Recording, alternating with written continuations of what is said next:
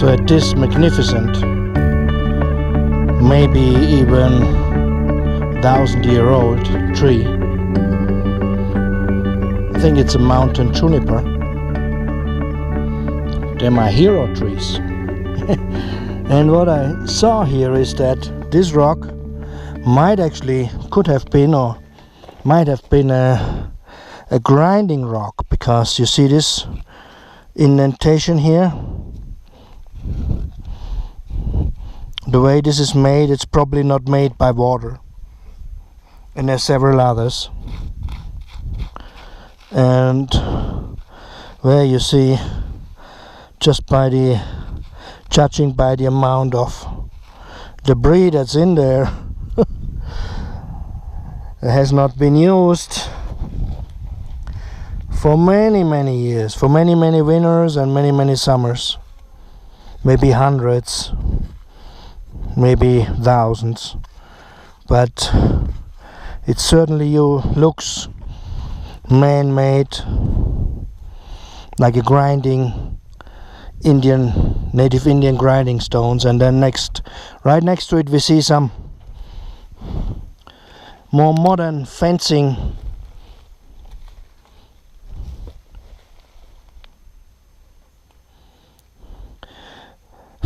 metal material. Here's some barbed wire.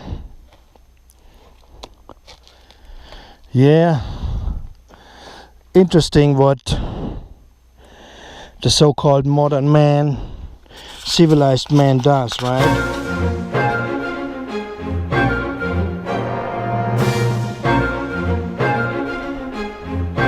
So-called civilized man came here and just kills everything that he doesn't know, that he doesn't like.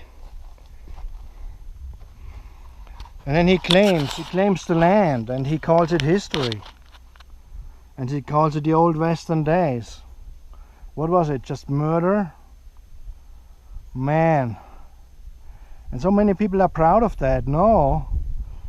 People should go out and apologize to the native people who lived here, who used to live here, and said, look, let's maybe do away with some of the modern ways of what the white man has, because they're not good for nothing, right?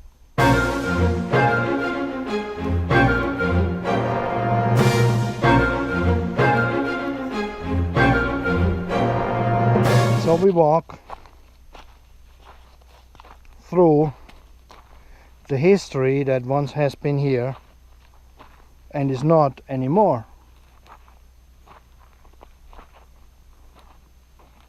The people who had learned over eons or lifetimes, or maybe thousands or tens of thousands of years, to live peacefully and harmonious with the environment,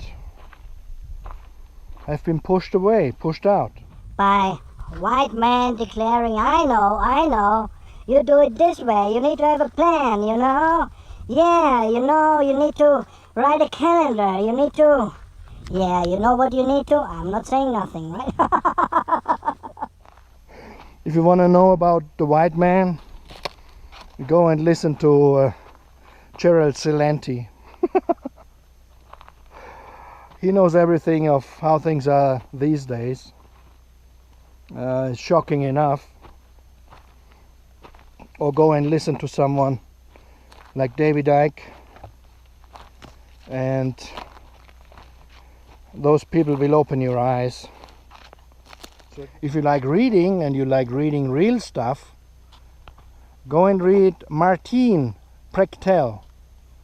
P like Peter, R like Robert, E like email, Z like cold, H like hot, T like Thomas, E like elephant, L like large. Martin Prechtel. And then go immediately after that, go to Drunvalo, Melchizedek. I'll let you find that, okay? Starts with an M. Tranvallo. And you see what real American heroes are. And there are more.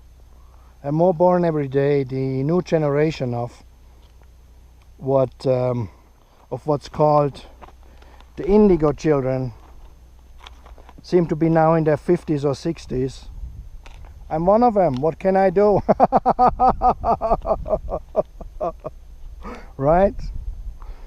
And more are coming out. So anyway, here and now, what I find is more signs of uncivilized man living, signs of so-called civilization.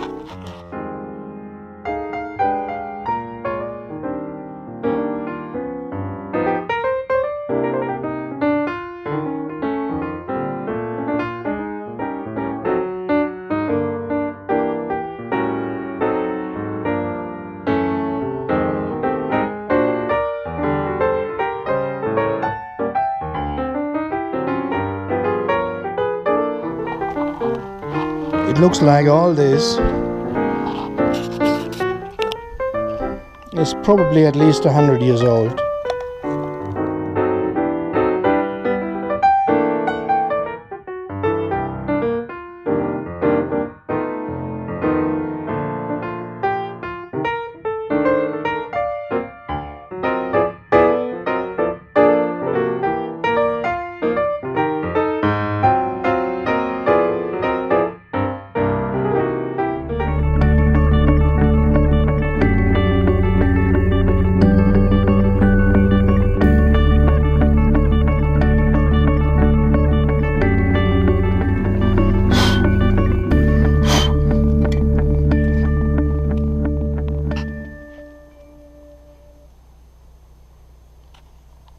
Well, just a little short of 100 years.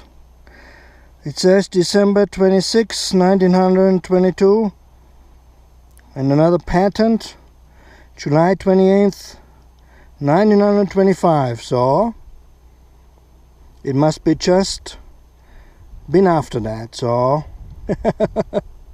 1920s, 1930s. Here we go.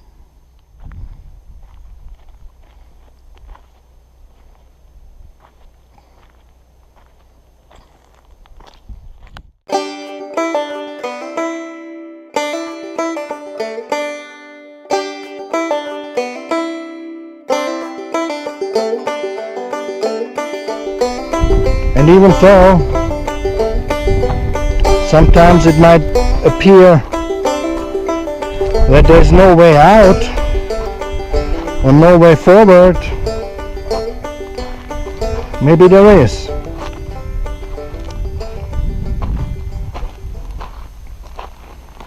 And one just need to continue.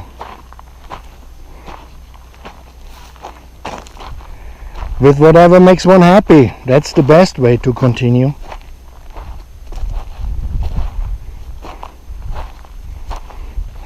And sometimes all there is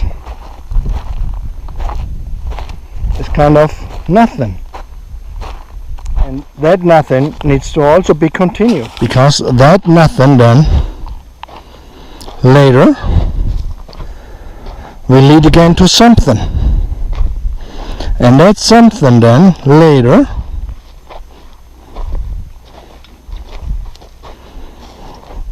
will lead to everything. And that everything then later will become all there is. That everything then later will become you. Out of nothing into something, to the all and everything, which is you. Hey you, hey you, hey you, hey Joe. We keep on going. We keep on hey Joeing, right? And keep on going. And is the unknown really the unknown? Or is the unknown actually the known that we remember? Is the unknown actually the known? That through our own remembrance becomes the connection to our own divinity, or our connection to the divine? Isn't this nothingness, seemingly nothingness in front of us, isn't that a reflection of the divine?